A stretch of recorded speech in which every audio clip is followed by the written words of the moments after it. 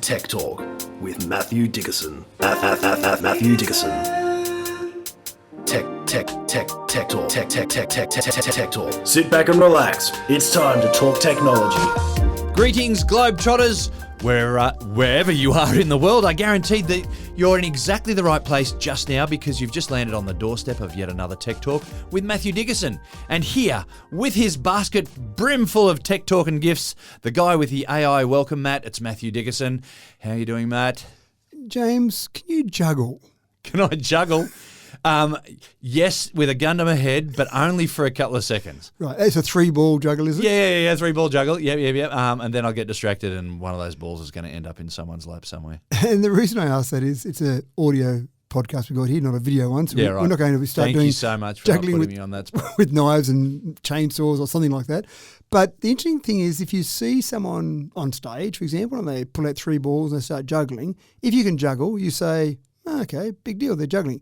If they suddenly pull out 4 or 5, or they do a chain throw and a knife and a bowling ball, you think, wow, that's pretty impressive. So we're impressed when we see something that we can't do. Yeah. But if we see something that you can do, you kind of go, whatever. And I saw an interesting video, and you've seen the same video. This is from one of your ex-students, one of your very highly skilled. Highly skilled, capable, very motivated student, yeah. That's right, and high-achieving ex-students. And he was talking about robotics, and one of the things that he talked about I quite liked, he said, you see a robot do a backflip, and you go, wow, that looks pretty fantastic, because most of us can't just stand on the spot and do a backflip. But we see a robot pick up a glass of water, and we go, I can do that. What's the big deal there? But what he spoke about was the opposite. He said for a robot to do a backflip, it's a fairly basic mechanical process to do a backflip, put the robot on very level ground, make sure that it's not moving, it's not windy, all the rest of it. And it's provided all the rules are kept consistent. Correct. It'll do it every time. Absolutely right. But if you say, go over there and pick up a glass of water, an instruction that would be fairly simple for even a toddler to do, then a robot to do that has got to go through a whole bunch of processes to actually work that out. So that's the difficult thing for a robotics designer is to do some of those basic things that we take for granted. Yeah. And it's interesting, isn't it? Because we see a robot pick up a glass of water and we wouldn't get that excited about it, but that is a challenge, especially when you start to get to the stage as in that video where it wasn't just about the video, the actual robot using its video, using its eyes. It was using sensors, using pressure-sensitive fingers, if you want to call them fingers. Not sure if fingers is the right word, but using pressure-sensitive processes as well as some vision and being able to just do something as simple as pick up a glass of water. Well, and I think one of the issues has been where in designing robots, engineers have been trying to think like a robot and how to get things nice and neat for a robot to be able to do. What they're trying to do now is get a robot to think like a human, which is tricky. It is. And I've said it before when we talk about autonomous driving or all sorts of things. We're pretty clever. Humans are actually pretty clever. Yep. So good on us. But the robots are catching up with their AI, and then we got more about that in our episodes today, or in our episode.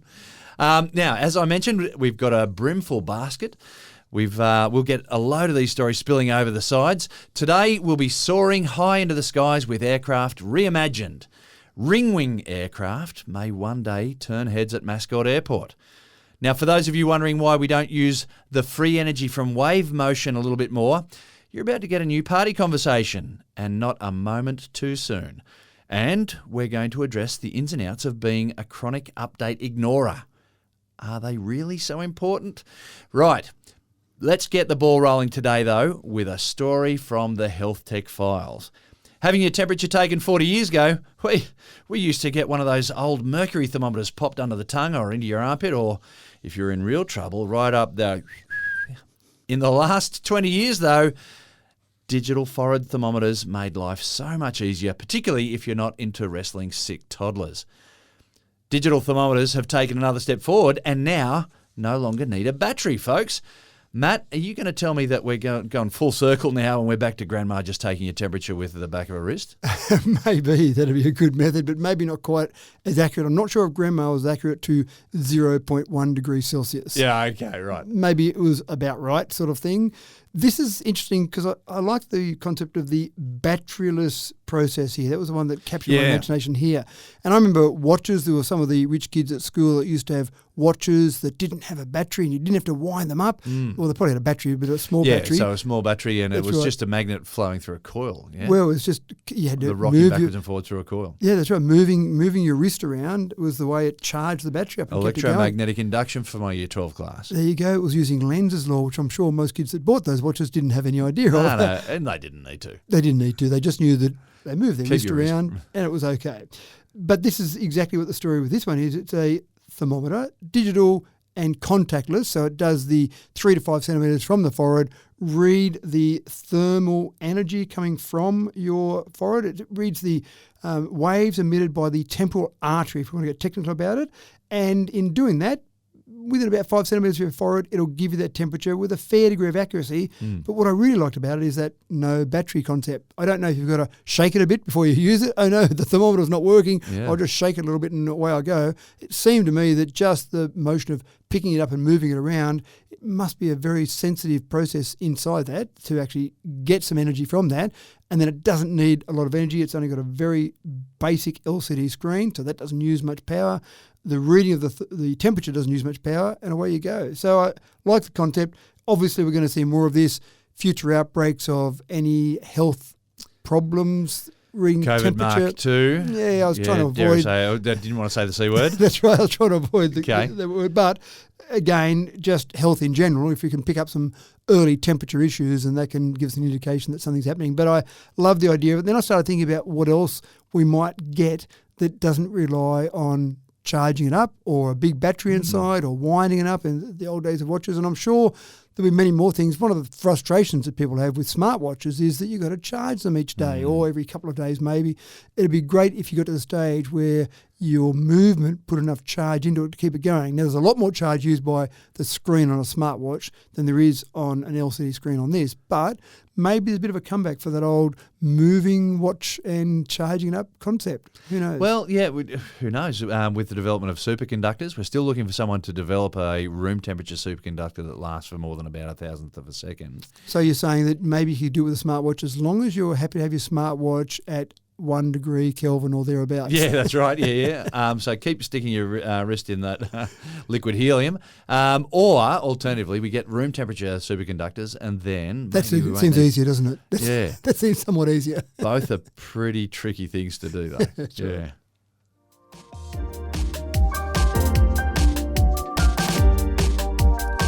It seems that in the current day that there is a constant arm wrestle between convenience and security. The convenience of online shopping comes with a clear risk of porch pirates stealing your stuff before you get home. Those mongrels! So it makes sense to have a secure box on the porch that only you and the delivery guy can get into.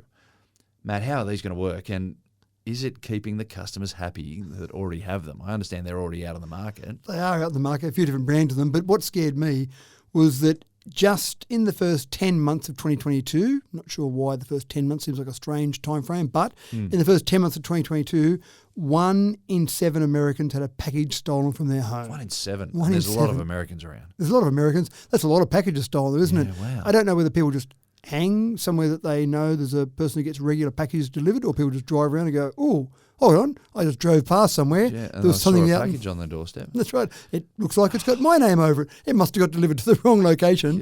Let's go and do it. And particularly around Christmas as well. There'd be a lot of packages being delivered. That's right. Now, people have got doorbells, video doorbells. They've got videos on their house. That's kind but hey, stop, come back. That doesn't generally stop them, it doesn't. Does it? Or I've got the video of the person who stole it in a hoodie and a mask. Here, police, can you go and do something with that? And they went, we've got kind of people that are doing other things more we've got to serious do. crimes. You lost a package worth $100. Sorry, it's down the priority list. So this idea is something... It's a glorified letterbox, isn't it? It's a glorified letterbox that's big and secure. Yeah. And I suppose you'd only get something like this if you were a regular purchaser of online products. And maybe if you had a few thefts, that's usually what drives someone putting something like this in place. And there's a number of different brands of them, but basically it's a smart delivery box. You put it on your porch. Now you can attach it, physically attach it. You can bolt it down to the porch, or they are just heavy. So for someone that comes along with an opportunistic theft and goes, it's too heavy, I'll just leave it here. Yeah. Then it probably just says go to the next door neighbour. They've got an easier package to steal, which Yeah. often security is about that. Just go somewhere else, go away from me. The other thing is you're probably not going to steal it unless you saw someone put something in it. Yeah, that's right. Because- Imagine taking home one of these big heavy things that's empty. That's right. You break it open, you get home, you get the chisel out and the hammer and you break it apart and you go, oh, great, I've got an empty, heavy box that's now useless because I've broken it. Busted. That's right. So essentially, let's say you put one in, let's say you attach it to the ground and it's sitting there and then it's connected to your home Wi-Fi. You can control it remotely via your phone. Delivery person turns up, pushes the doorbell, or in some way, shape or form, you know that they're coming. You can either open it for them. So yes, it's now open. You can talk to them, or you can actually send out, when you get information about a delivery coming, you can send a PIN to that delivery person and they can open it up. At this stage, the success rate of delivery people opening it up, having me supply that PIN, is about 50%. So maybe what happens is they That's turn a up bit and they hit and go, miss, isn't it? It is a bit hit and miss. And they go, oh, there's a box there. I guess I'll sit on top of the box. It doesn't magically morph into the box. It would make more sense to be a bit like a letterbox that you can put it into but not take it out of easily. Maybe that would be better. So I think that'd be interesting, having some sort of flap, a bit like when you buy a drink from a vending machine and it pushes down. When you push your hand through the flap, it kind of closes off above. Yeah.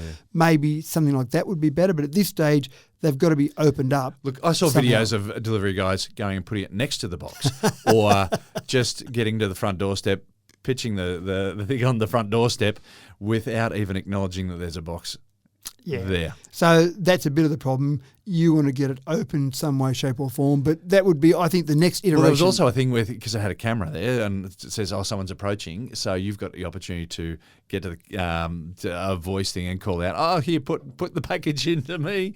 But these guys were running up, dropping the thing, taking a photo, and they were gone before anyone could So you're say the sitting voice. in class with a class full of students in front of you, Yeah. keeping one eye on your phone, waiting for the delivery guy so you can capture him when he's there and say, okay, can you please put it in the box? I'll unlock it for you. Yeah, but some of these even had their own automated voice responses. Oh, right. Please okay. drop in me. Yep. But it was just still too slow for them. It was calling out to them and they're already in the truck driving off. So I think the next iteration will have to have the ability to put it in without any other interaction. So like that flat. Well, if they become common, then people will be expecting to use them, I guess. Yeah, well, If people aren't expecting to use them, if they're not common yet. we also are questioning here the motivation for a delivery driver. Yes, that's right. Is the motivation to make sure that package is secure, or have they done their job once it's at the door and what happens after that is not their See, problem? if I'm going to be a delivery driver, I want to make sure that person got it. In fact, I might even ring them up later in the day. How'd you go with your package? Did you get it? Because I left it. And your boss would say, where's your productivity, James? You've only gotten through half the deliveries. Yeah, but I've rung them all and made sure they're all okay. And one lady told me about a lovely day she was having, and it was a really interesting chat I had to her. And I'm okay with that. So this is where we're going. Maybe when you go through all this trouble, maybe you just go down to a physical shop and buy the thing you're after anyway. Yeah. Once you go through all this, sometimes maybe that would be easier.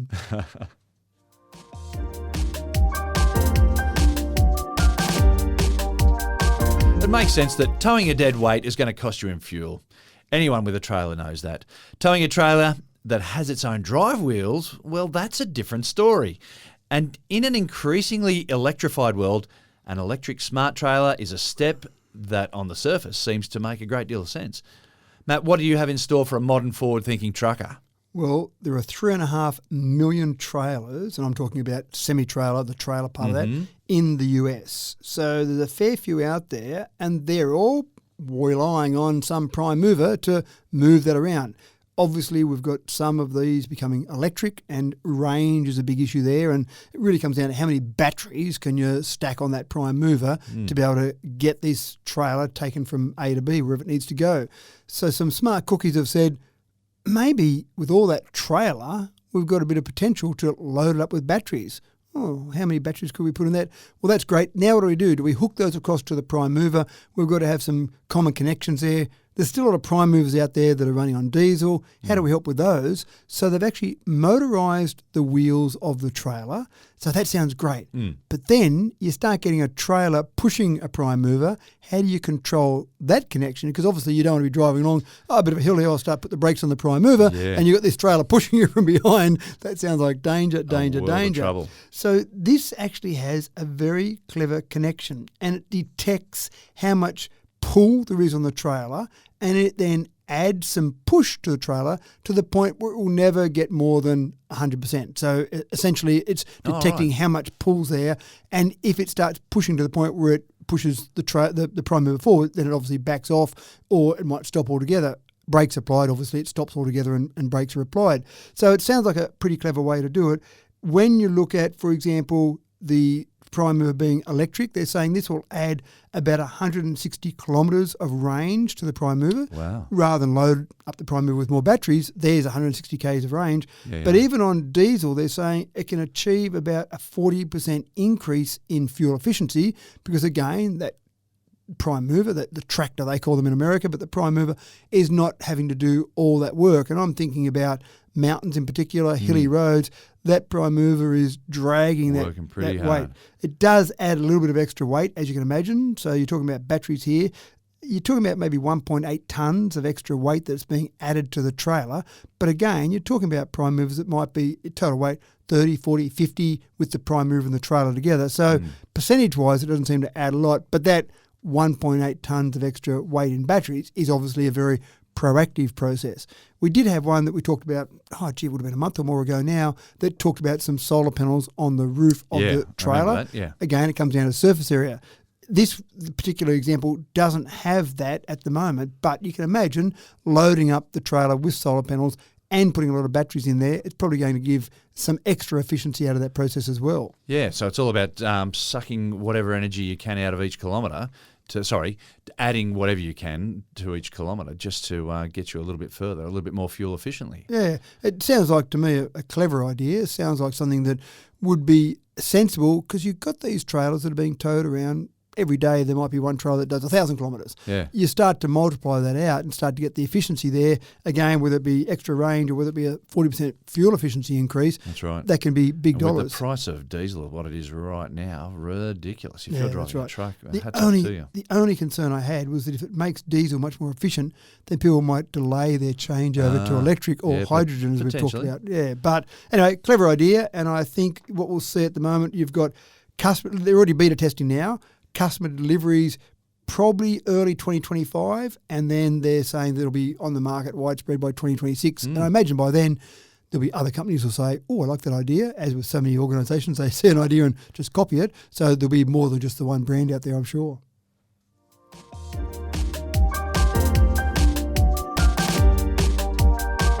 Battery-powered flight.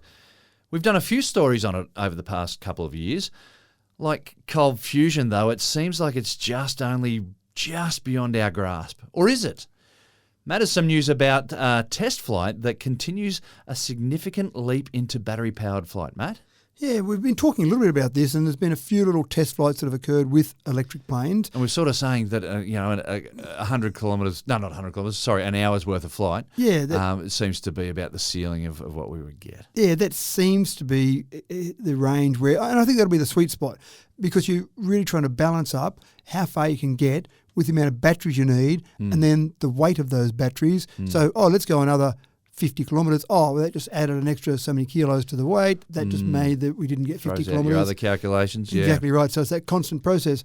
But we've got a company called Beta Technologies, and so they've just had an electric aircraft do a 2,000-mile flight. 2,000 miles? Yeah, not in one go. So okay. When I read the headline initially, I went, wow, 2,000 miles. I was a bit the same as you. That's 3.6? 3,200 kilometres. So 3,200, right. times yeah, 1.6. Okay. Yeah, so 3,200 kilometres, that's not too bad. But again, they had to do it in a few steps. But they were demonstrating this for the US Air Force. And the US Air Force is very interested in some electric aircraft, not so much for fighter jets, but they're more for transportation, cargo transportation. And they believe there's a good example there where they can use some of these. So they're doing some testing now. So when the Air Force starts testing, you start to think, well, that's good. They're going to do some pretty rigorous testing, and they're in pretty extreme conditions. I'd be pretty comfortable if the Air Force was using a plane for particular scenarios. If they're using that in everyday flight, I'd be thinking, well, for commercial flight, I'd be pretty comfortable with that because I think the Air Force is not going to take on a dud. So they're doing some testing at the moment. They're collecting lots of flight data, lots of ground data, and they're testing the plane under a variety of conditions. So that's obviously fantastic. It's got a 50-foot wing. It's got 2 pilot seats and obviously cargo space. So this is designed really for cargo rather than designed for passenger. But again, once you've got the bones of an aircraft there, you can soon change around the configuration of it. You've got 2 variations of this particular aircraft by Beta. One is a vertical takeoff and landing, and one's a conventional takeoff and landing. I didn't know the term CTOL. So VTOL I've heard before, vertical takeoff and landing, but I've never heard the term CTOL. But I did actually think, well, if you've got VTOL, what's the alternative? What's one that does a normal along a runway? And so they're now calling that CTOL, conventional takeoff and landings.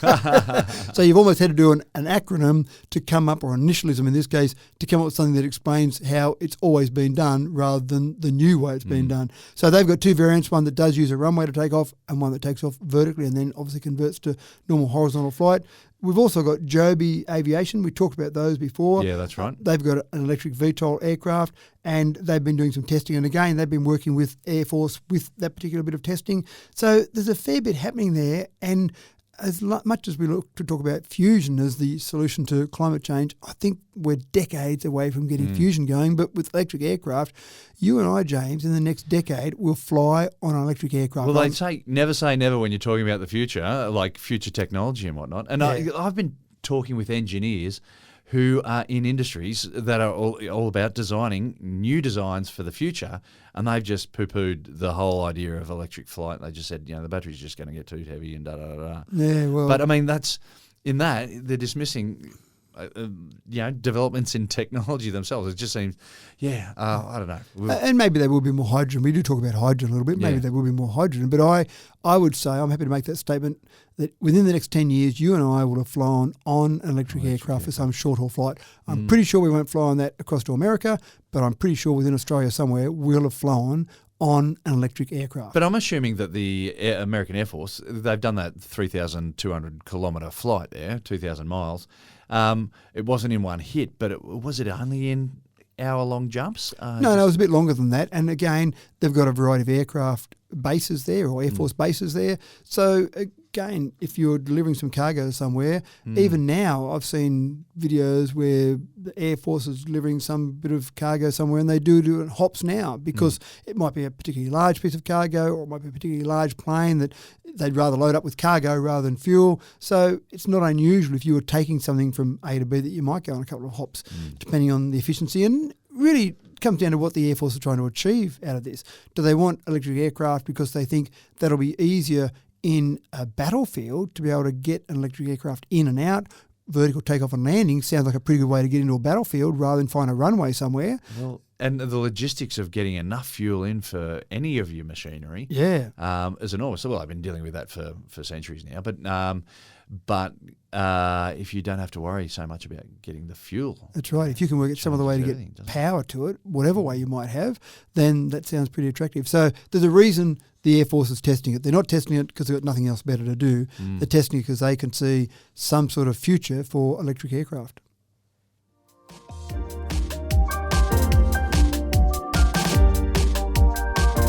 Doing what I do, I find myself in as a part of a lot of conversations about future energy sources and about solving big global problems like access to clean, fresh water for all.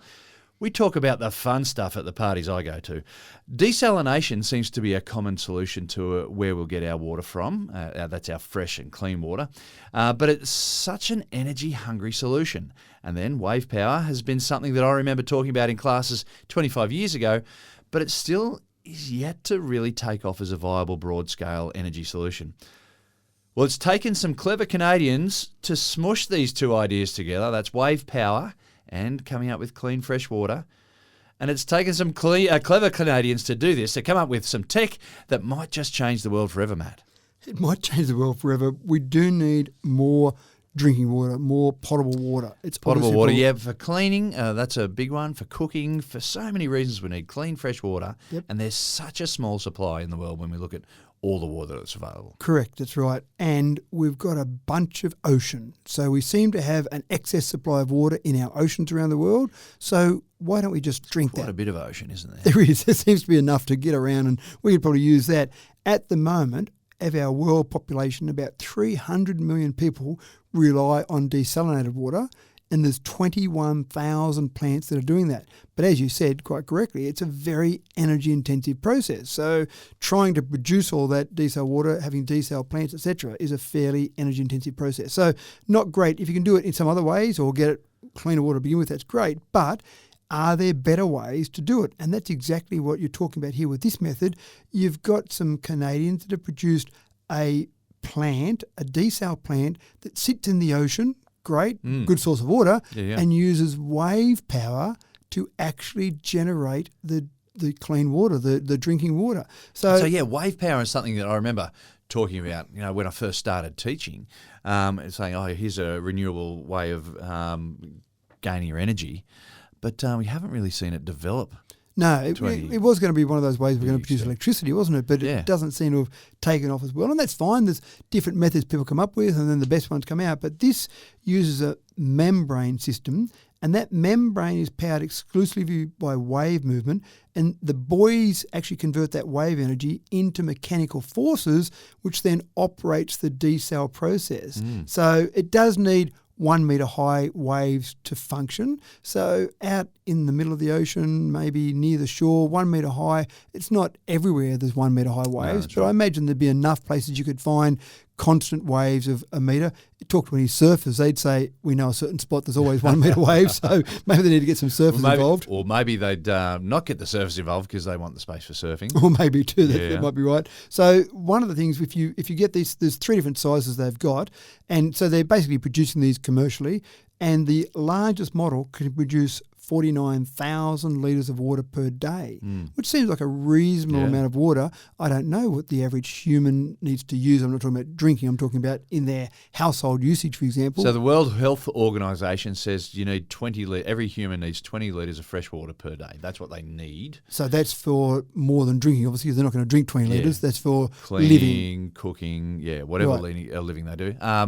Watering plants as well. Yep. But that's per day, per person. Yeah, right. And that's the bare minimum. I'd imagine minimum. Sitting here where we are, we would all use more than 20 litres per day. Absolutely. You just time how long it takes to fill a bucket of water from your shower head. That's right. Yeah. And I know my daughters spend more than 5 seconds in the shower. So 49,000 litres a day in a situation where you were trying to survive on the bare minimum is obviously going to keep a lot of people going. But having these around in, say, for example, out in the ocean nearby to the shore, I think would make sense.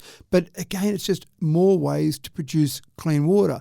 And that is going to be a huge problem for us as we go forward. Our population keeps growing. We seem to be struggling with feeding and putting enough clean water or having that available for our humans on this planet.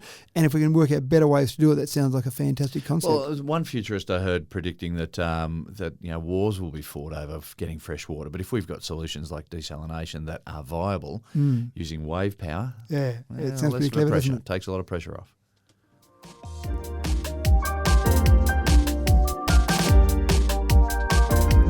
Just how diligent are you in updating your devices? Are you one to ensure that you follow all the directions dutifully every time with every app? Are you a bit more easy come, easy go and just go with your heart each time an update is suggested? Take it as a suggestion rather than a rule. Or are you a conscientious objector, a stubborn, paranoid conspiracy theorist who is adamant that the updates are just designed to slowly make your device obsolete so that you'll just buy a new device every 2 years? Matt, updates, do I or don't I?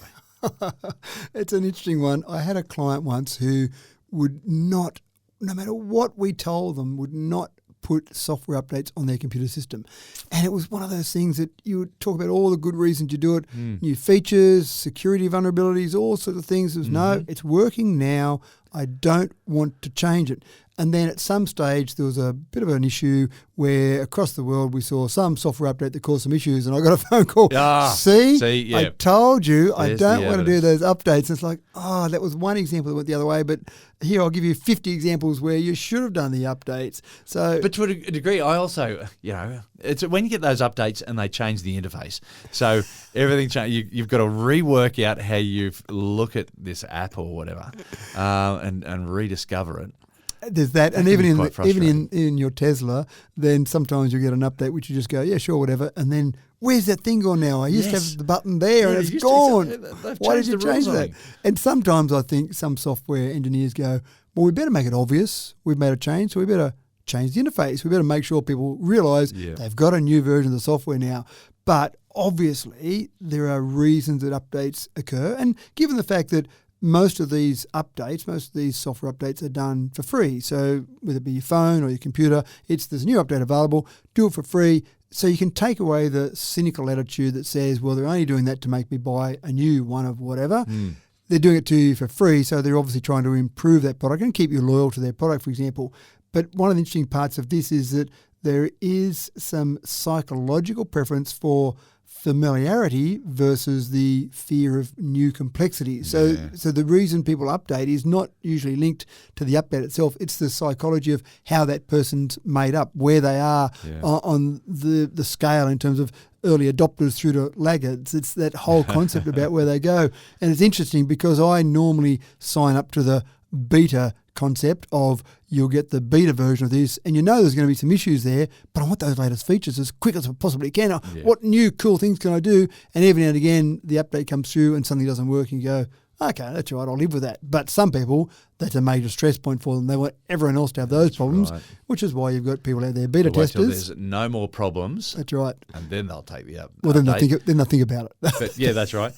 But by then we've progressed on to the next level and and so they've got a whole new set of things that they've got to update on. That's right. And the logic is, even with phones, for example, some people might keep an older version of a phone and they'll say, well, it does what I need it to do, so why do I need that new phone? Well, it's got a better camera, or it does this faster. It's like, oh, well, this one seems to work for me, and that's fine. We're talking to the Nokia flip phone faithful, aren't we? We are indeed. Yeah, okay. And so there are a range of issues there, and so getting that happy balance, I suppose, is the advice here. If you hold off forever, you're probably going to expose your device, computer, phone, whatever it might be, to extra vulnerabilities, which maybe isn't the greatest idea. If you jump on the latest thing as soon as you possibly can, you're probably going to have some issues sometimes where maybe some of those bugs haven't been worked out, or maybe some of the variety of circumstances that they're trying to do with beta testing haven't been worked out. So maybe waiting a little bit until you're a few weeks after, maybe a month after, till any of those problems, if you want to go that path.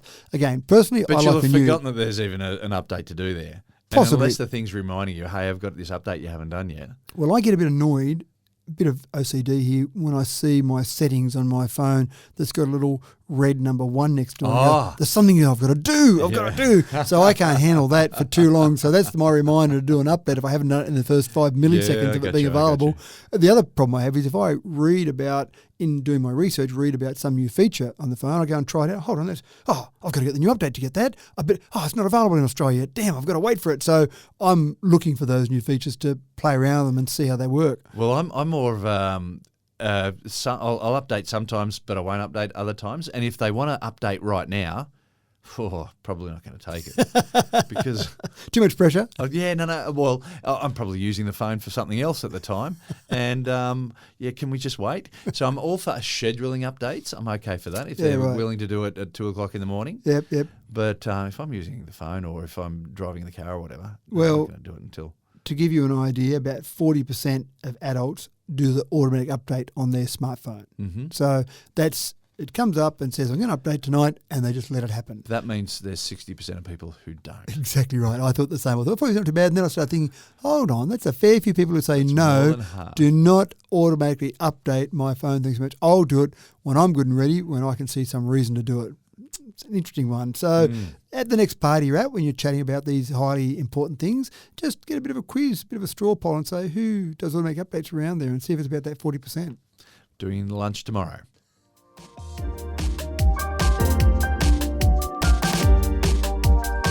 How are you feeling about AI these days, folks? Are you all up for embracing our new digital overlords? Are you resigned to defeat? Or are you gathering up your virtual pitchforks and flaming torches in defiance? One thing is for sure, AI is gathering steam and reshaping how things are done in the age of information. Matt, what are your thoughts? My thoughts are, hold on. Hold on to your hat, folks. We're going for a ride. That's right. Strap in the seatbelt. Hold on to your hat. Let's see where this takes us. And I don't know where it's going to take us. It's going to Yeah. be pretty interesting. But there's certainly a lot of development. If we look at ChatGPT, It's undeniable. Yeah. And it's not stopping. It's not stopping. No, that's right. So if you look at ChatGPT, more than 100 million people are already using that weekly. So that's pretty incredible. You've got some development happening with ChatGPT, though, where they've got this feature. They're going to create special purpose AI apps. So if you're a developer, you can take the bare bones of ChatGPT and you can customize it. You can say, I really want something that focuses on should you do updates on your mobile devices, and then create a little chatbot based around the information there. Yeah. I don't actually know how it's going to work yet, but the idea is that what ChatGPT is doing is trying to get more and more people hooked onto this. So you might think, ChatGPT, that's not for me, but then there might be a special little bot that's being created by someone that focuses on something that you're interested in. You might be interested in Formula One, and so they create a chatbot that gives you every bit of information about Formula One in great detail using the natural language tool of ChatGPT. Yeah, okay. So they're trying to create customizations of it to really get people in, and they go, oh, I'm interested in Formula One. I want to know about every individual feature, record, whatever So it might forgive be. AI for all its other sins.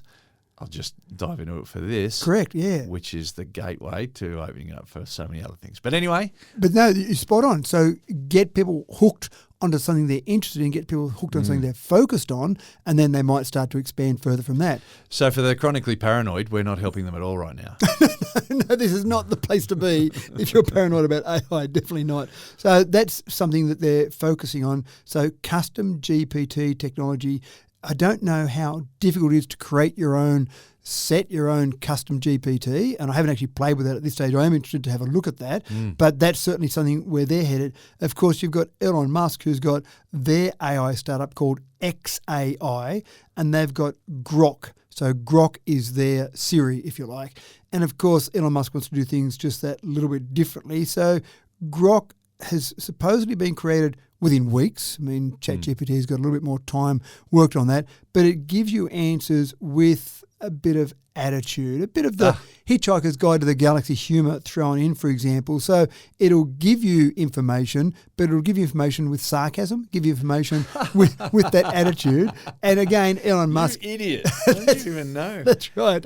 A brain the that's size of a cool. planet, and I'm here opening doors, that type of thing. So there's a lot of competition out there. Obviously, you've got Google with Bard working on theirs. You've got OpenAI with ChatGPT. That seems to be leading the race at the moment. But then Elon Musk, you can never write Elon Musk off for anything that he's doing. So he's come along with his XAI. So suddenly you've got this great competition. Where's it all going to end? Are they all going to start fighting each other? I always love when you ask one of the various assistants what they think of the other assistant, and they're all very politically correct, and they don't they don't have a negative opinion about any other assistants. And I'm sure if you ask ChatGPT what they thought of Grok, you'd get a very straight down the line answer. They're not going to talk negatively about their competition. But yeah, if you're paranoid, go and hide in the corner somewhere now and start quivering.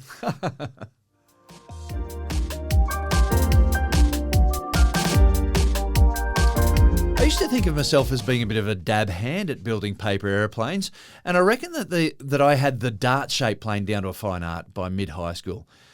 And then someone showed up to a competition with a plane that was just essentially a couple of paper cylinders, and it ended everything for me. That was a crap day. The ring wing design in avionics has been somewhat of a holy grail. The paper plane example suggests that it's by far a more efficient design, but getting it to work on a commercial airliner scale has been tricky to say the least. But perhaps the folks at Lockheed are getting close to an answer. Matt, you've got some details here though? Yeah, it's interesting. I was at a bike conference years ago, and there was a bike designer or an organisation that was doing bike designs there, and they talked about the revolution that carbon fibre created. Before carbon fibre came along with bikes, they were always done in a double triangle. You had your main triangle for the main body, and you had your rear triangle to connect to the rear wheel. And they said for the strength that they were using with various products, be it chrome, moly, or steel for a lot of bikes, or aluminium, you needed that strength in there. So that was where you did the double triangle. That was, every bike was just a variation of that. And then carbon fibre came along. A new material science. That's the future. You keep telling us. Rewrote the rules. And they did that. And so this bike company said that they hired someone that was a design expert that didn't know much about bikes. And when they were talking about a couple of things, Never seen a bike before. Probably seen a bike, but didn't know much about it. And they said something, and she said, "What's the bottom bracket?" And they went, "Wow, we've got someone here." Because anyone who's involved in bikes would know the bottom bracket is where the pedals are, but someone that wasn't really focused on bikes, bottom bracket, whatever, never heard of that. So they basically said, we've now got some handlebars, a seat, pedals, and some wheels. Inside that, you go for it, because carbon fibre changed the rules. You could change how you design it. You could have curves. You could have different shapes because carbon fibre was so strong. Now, when we look at this Lockheed ring wing revolution potential, back in the 80s, there was a concept of the ring wing. That was obviously where your friend, I'll say, in inverted commas, colleague with the cylindrical plane, rival, okay, they obviously saw this design back from the 80s and said, that's how I'm going to make my paper aeroplane. Now, they did try some of those, but it didn't quite work. They couldn't get it to work quite properly, so they kind of gave up on it. But now, jump forward, we've got a few advantages. We've got incredible material science, we've got incredible design concepts, and you can test so many of these on the computer. You don't need to build a little model and then go into a wind tunnel and do it the old-fashioned way. You can put it into a computer, but then it gets better than that. You can say, here's kind of what I'm trying to work on. Now I'll give that to AI. Go and do a bazillion designs. I'm sure that's the term they use. Go and do a bazillion different designs and then test those designs and come back to me and tell me what works. And we've seen that exact same concept with some materials where they've tried different structures in materials and then do some testing on those materials, but they can do them so quickly. So that's exactly what we're talking about. Now, the ring wing, go and Google it, folks, and just look at the Lockheed ring wing. It looks really weird, but it does, doesn't it? It could become the norm. It could be. And I looked at that and I was thinking, where does it get its lift from? It needs some horizontal surface area to get some lift to actually lift the plane up. But there's obviously enough in the ring wing as it goes around. So to give you an idea, the wingspan, and I apologise for the imperial measurements here, the wingspan was 170 feet and the wing height was 75 feet. Now that also might create some problems with some airports because they're not designed for huge height in aircraft, more width in aircraft, but I think they'll be able to get around that if they come up with it. But supposedly this is a much more efficient way to fly. You get less drag with a ring wing, so you're able to fly, you get the lift that you need and not the drag, so create more efficiency. So the testing they're doing at the moment is they're looking at maybe Lockheed, maybe NASA, doing some work on this old design. Someone obviously pulled out of a drawer somewhere and said, what about this? No, that didn't work 40 years ago. Well, hold on, will it work now? So I don't know that anyone's definitely going to produce this tomorrow, but just keep an eye out for it because it is one of those things that maybe with modern technology we can actually do something with it.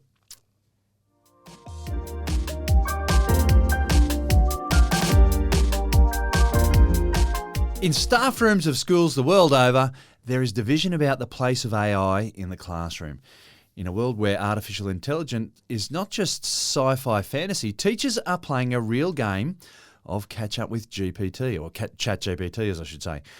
The question is AI a cheat code or is it actually a very handy teaching tool? Matt, what's your take on all of this? Oh, You're an outsider. I think we should be using it as much as we possibly can. I saw a really interesting video of a young kid saying, we are never going to be without AI. Yeah. So is it appropriate to punish us for using it? Yeah, and that's kind of where I'm at, that if you said to a builder, you can't use a nail gun, you've got to use a hammer and build the house with a hammer rather than a nail gun, they'd say, why? It's more efficient to use a nail gun. No. Sure, I might lose the skill of swinging a hammer, but when am I go back to first principles? When am I realistically ever going to swing a hammer? Now, that's a very simplistic example, but no, AI, that's right. But in schools, we're trying to assess students on their skills, right? And so we go back to first principles. Can they do this? Can they do that? Da, da, da, da. But if they don't need to use the hammer, and they've got the nail gun. They've got a nail gun. Yeah, they kind of. So the problem I have is one thing we've talked before about.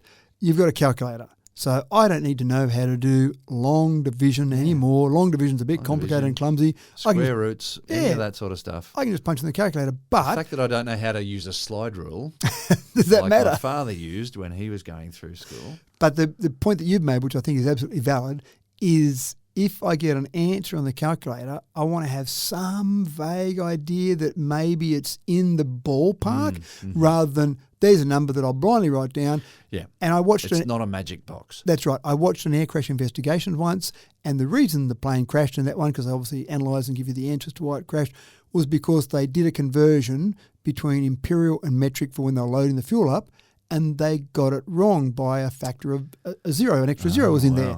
And the pilot, or pilots probably, didn't go, oh, hold on, that doesn't seem like enough fuel to get me where I've got to get to. Yeah. It was just punch in, someone missed a zero on the punch in the calculator, and yep, that's how much fuel we need. Load it up, Jimmy. And that was the end of that plane. So having a practical concept, just being able to do a mental calculation to get in the ballpark, I think is important. So you think about that, in ChatGPT, you get an answer. We know, we've played with it, we've looked at it, we know that the answers aren't always 100% accurate, so you probably want to apply a bit of common sense to that. And I've done it, I've talked about it before, that I go, are you sure that's right? Because I had the answer at more like this. Oh, yes, I'm sorry, here's the correct answer. Yeah. Now, we've got to stop using ChatGPT like a magic box that spits out the right answer. Yeah, but should we be using it? And there was one example I found where there was a high school chemistry teacher, and he uses it as an assistant in his teaching. So when he's trying to explain a difficult concept, he'll ask ChatGPT for the explanation because he figures that might give the information in a hopefully accurate form, but in an easy enough to understand form that the students go, oh, yep, okay, that makes sense.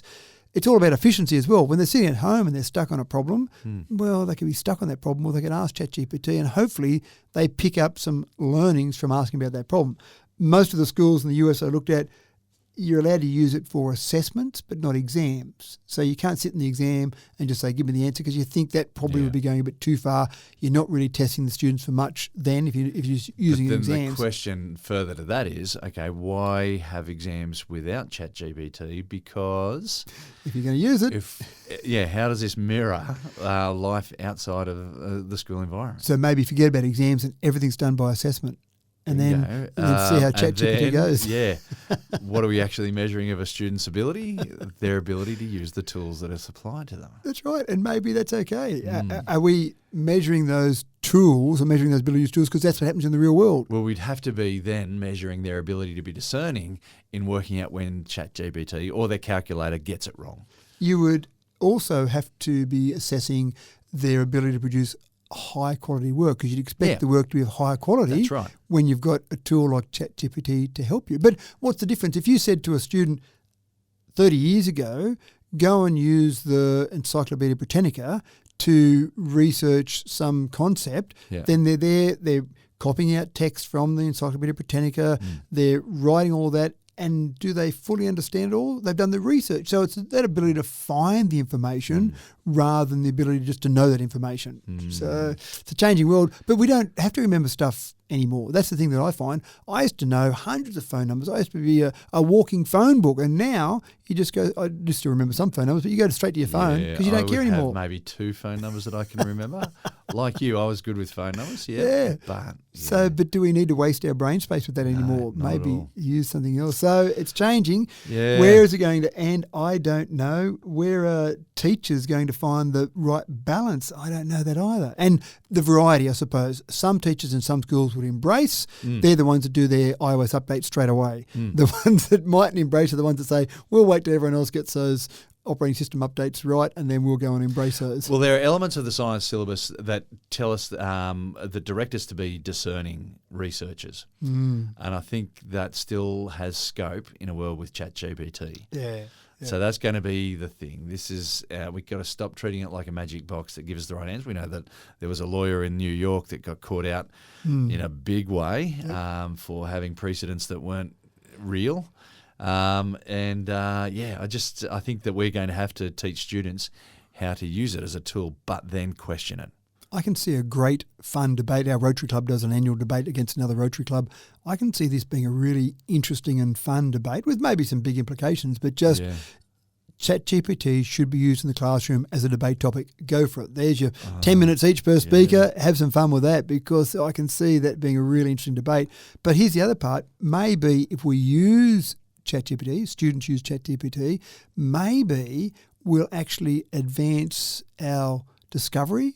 The students will actually discover things quicker because they're not wasting their time, and that sounds too harsh. They're not spending their time on just learning stuff, learning concepts they've got to regurgitate. Yeah. They're really having to work on, how do I analyse this? How do I add to this knowledge that's already out there and then continually do that? That might happen quicker. The rate that we double our knowledge base has been amazing to start off with in recent years. I'm just thinking that the industrial age finished and we started the age of information when we started being able to access information so quickly. I think we've just entered a new age, and that is of AI and robotics. Here today, folks, you've heard it. There's a new age that we've entered. It's called the AI age. AIA. And, good luck to anyone who's going to try and stop it. That's right. I think that's the thing, isn't it? Yeah. All right, and with the sirens and alarms getting louder and louder in the background, that's our cue to finish up and maybe move on for the day. That's all we have for you at Tech Talk. Thanks for illuminating our collective paths once again, Matt. And my pleasure. And I am going off now to work on some paper aeroplane designs. I'm interested to see whether I can get that cylinder design that you talked about, because I was the dart design as well. I want to see that cylinder design. And I was adamant about darts. I was a dart purist. It was all about the neatness of the folds and the symmetry. You had to have them very crisp, those folds, didn't you? And when this kid showed up and he just rolled a piece of paper with a bit of sticky tape. I was even known to use a stapler sometimes on those folds to keep everything crisp and tight together, and maybe a bit of double-sided sticky tape down the middle of it. A4 paper, and that was it for me. Right. You are a purist. Look, I'm off to now go and reconsider my life choices and maybe run a couple of overdue updates just for the gigs. In the meantime, thank you one and all for your part in tagging along with our humble podcast. It's a fantastic thing to share our conversations with a broader audience, and we're stoked that you decided to tune in today. My name is James Eddy, and Matt and I will be back in another week's time with more stories from the future, and we hope to catch you in good health then. In the meantime, take care, and we'll see you soon.